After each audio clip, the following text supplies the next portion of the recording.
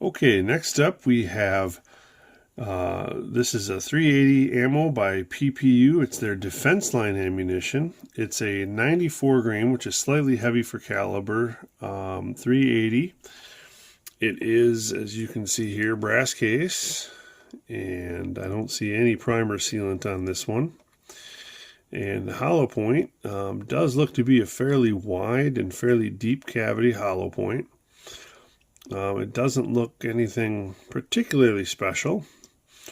There is no speed or anything on the box. It's a pretty plain box with just your typical warning labels and whatnot on there, but there's no claim speed, so we'll hopefully run it through the chrono and see what we get for some speeds from the short barrels.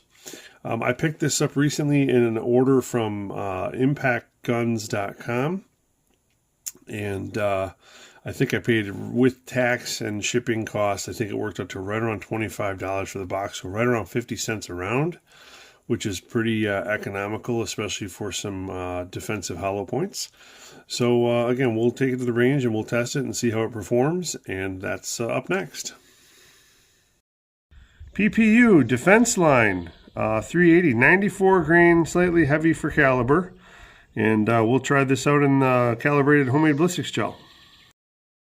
Okay, short barrel 380 ammo test. I got the 3.25 inch Glock 42 on the left and the 2.75 inch Ruger LCP2 on the right.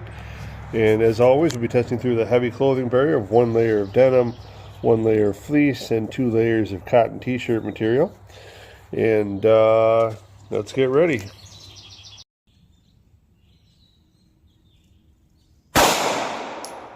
836, 836.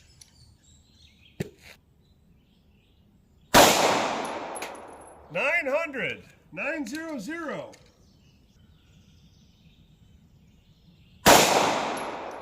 880.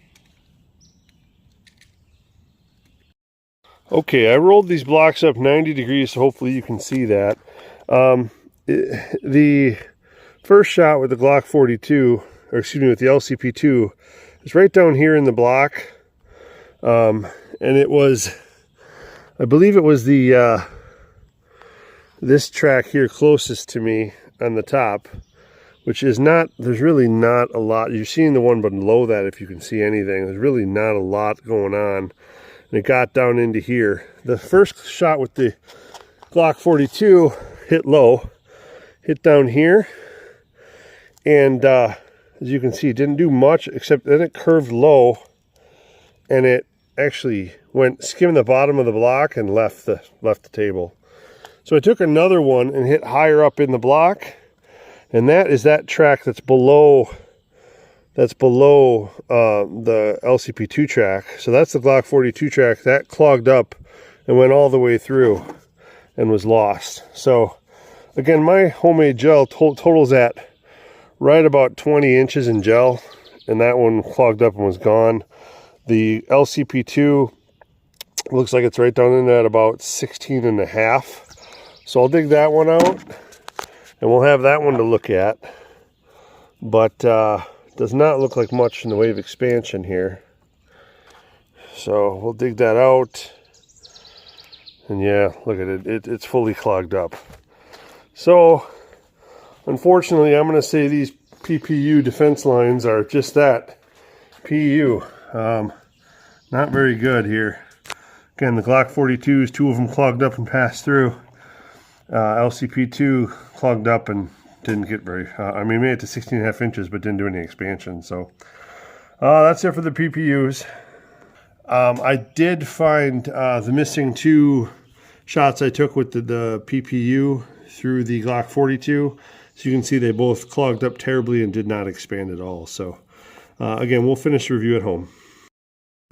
Okay, welcome back from the range. We had been testing the PPU Defense Line ammunition, 380 auto jacketed hollow points. These are 94 grain, again 94 grain, slightly heavy for caliber. Normally we're right around 90 grains is what these rounds are. We were optimistic with these rounds because of that big hollow point cavity. Unfortunately, as you saw there, we tested it in the 10% calibrated homemade ballistics gel, and we had problems with the hollow points clogging and not expanding through the heavy clothing barrier. Again, my heavy clothing barrier is the 1 layer of denim, 1 layer of fleece, 2 layers of cotton t-shirt material, and these rounds just clogged up, all of them, and did not expand. As you saw, this one round was recovered in the gel. This was from the 2.75 inch LCP2. It got to about 16.5 inches in the gel, but as you can see, that is fully clogged with denim and cloth and did not expand whatsoever. So there is the close-up on that one. The other 2 rounds through the Glock 42 made it all the way through the roughly 20 inches of gel that I have, and were both captured in the fabric stopper that I have as a backstop. And again, both rounds were sufficiently clogged up with both cloth and denim. So I did not even go ahead and test these rounds in clear ballistics, as the clear ballistics has shown itself to be much softer and results in less expansion and deeper penetration. So if it's not going to expand in the homemade ballistics gel, it's not going to expand in clear ballistics. It's going to just penetrate more deeply. So we would have just lost more rounds. So I didn't even try it with that. I also only got the speeds that were recorded into the gel. I didn't take extra speed tests on these, which some of you will be disappointed on. But I found no reason. Again, if it's not going to perform, I'm not a big fan of speeds and whatnot anyways. It's the hollow point design is what I'm more interested in. Is it going to actually work in what I'm carrying? And it showed no signs of any expansion, any real usefulness. It's more expensive than an FMJ, a box of FMJ made by PPU, and it's going to perform the same. You might as well buy a box of FMJs. Again, the speeds, one speed was recorded from the LCP2, 836 feet per second. That means it hit the gel with 146 foot-pounds of energy. The 2 rounds through the Glock 42 were both recorded. One was 900 feet per second, the other was 880, so they were 20 feet per second deviation there. That averaged at 890, which equates to 165 foot-pounds of energy. Again, just not enough, not sufficient. As you saw, the XTP rounds by Defender Ammo, if you watched that earlier video, they're traveling at a better speed. They're producing much more energy, substantially more energy for a 380. Again, all of these pale in comparison to larger calibers like a 9mm, 40 cal, etc. But in the 380 world, 165 foot-pounds of energy out of that 3.25 inch Glock is just not enough.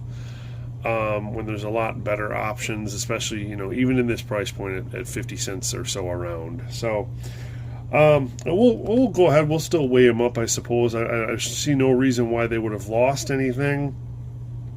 They should be right around 94 grains. And again, there looks like they're weighing up just fine. Again, there's going to be a little bit of weight because of the material stuck inside. So again, no weight loss. And then the weight loss has really not been an issue on any of these 380s. Again, they're not hitting the gel or clear ballistics hard enough to really cause any material loss, at least not that I've seen so far. I mean, you start to see that with 9mm and with 40 cals and whatnot, but really not so much in these 380s anyways. But yeah, as far as this round goes, you're better off buying an FMJ. Again, you can plink with it, and you'd have the same defensive capabilities as you would with this round, and you save yourself some money. So overall, yeah, this was, as I said in the video, and I'm sorry, dad pun, it's sort of a stinker of a round, and yeah, I can't say anything really positive, other than I'm just glad I didn't spend more on it. So comment, share, like, etc., and stay tuned for the next one.